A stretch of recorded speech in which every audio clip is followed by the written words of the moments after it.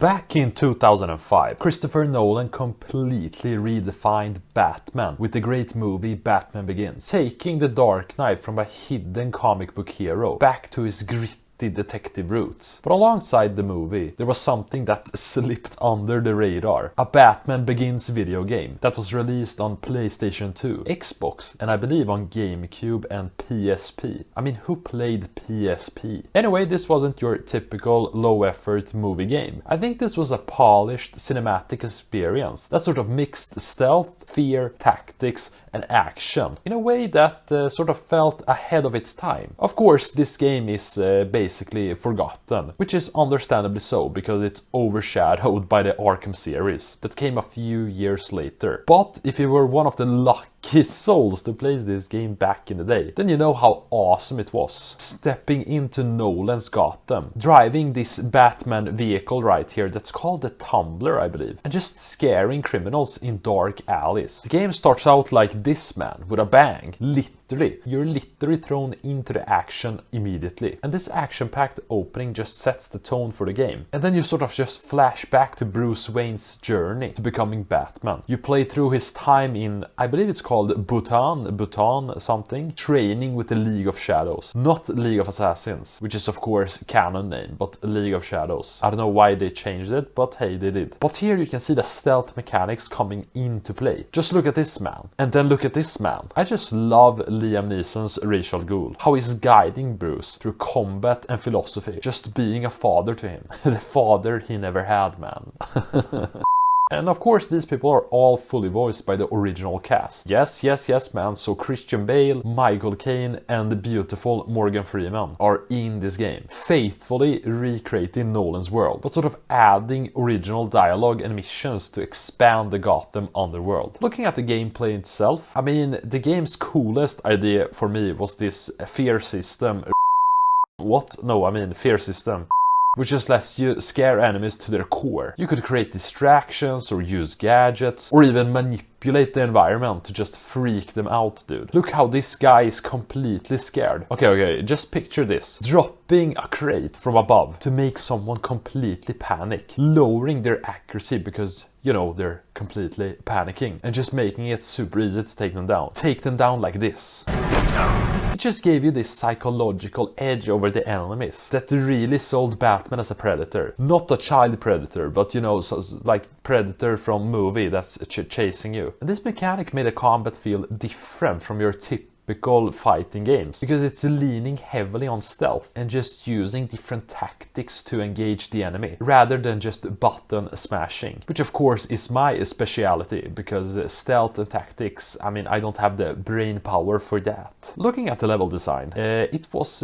pretty gritty, man, pretty atmospheric if I must say so. Sort of reflecting Christopher Nolan's Gotham's perfectly. You're just sneaking through scary docks here, abandoned warehouses, and tight corridors or street while you're hunting down Falcone's men. To be honest, like Gotham in that movie was so disgusting if I have to say so. It looked like hell on earth, dude. Like, who wants to live here? It's always super dirty. Anyway, you're also hunting down Scarecrow's goons.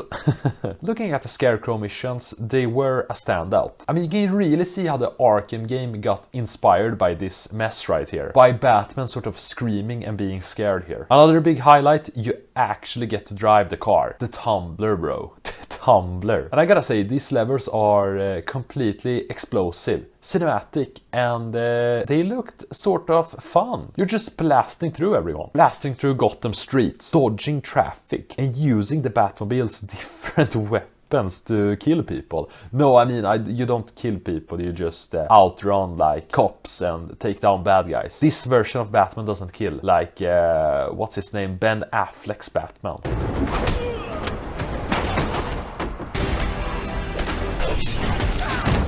Anyway, if you're a fan of Nolan's take on Batman and Nolan's take on the Batmobile, I mean, this was pretty much the first chance to experience the military grade Batmobile. So now that I've been talking about how awesome this game looks, or maybe it's not that awesome, but why aren't people like playing it? Why has it disappeared from Xbox and PlayStation 2. Well, it's disappeared from PlayStation 2 because no one plays PlayStation 2.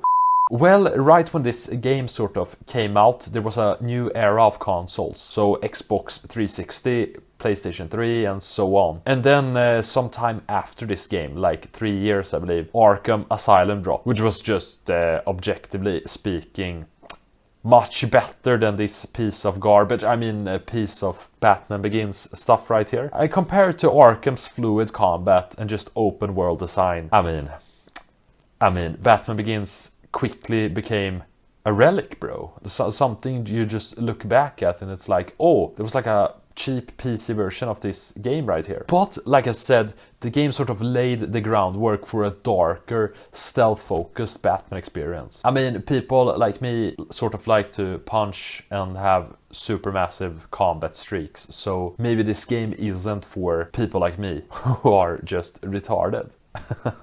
So, how do we wrap this up? Well, Batman Begins may not have aged sort of perfectly, but it did capture Nolan's Gotham in a way that still feels great. I feel like the movie was really scary, bro. Like, the whole city just looked like hell on earth, like I mentioned before. And the game just encapsulated this perfectly, looking completely like the city. And everything from the fear mechanic to the different Scarecrow sequences was a bold cinematic comparison that in my opinion deserved more recognition. It was the first time many people like played a Batman game, and maybe it was really the first Batman game ever, but it wasn't your typical just punching guys and defeating them. You really had to use your brain and just use tactics, bro. Scare them into submission. And of course this is all without me mentioning the epic different boss fights right here. Which boss fights am I referring to? Well, of course Scarecrow, which we've talked about, but also beautiful Liam Neeson Ra's al Ghul. To be honest,